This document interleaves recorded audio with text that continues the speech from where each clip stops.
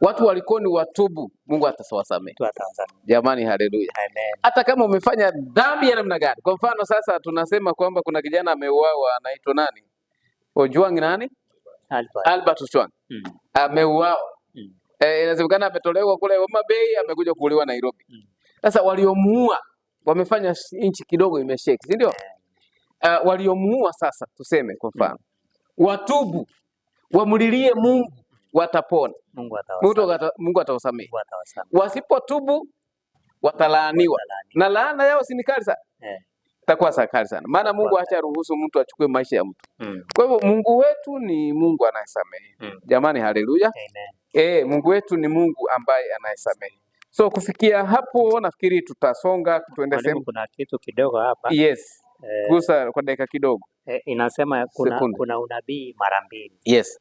Kuna unabii wa masharti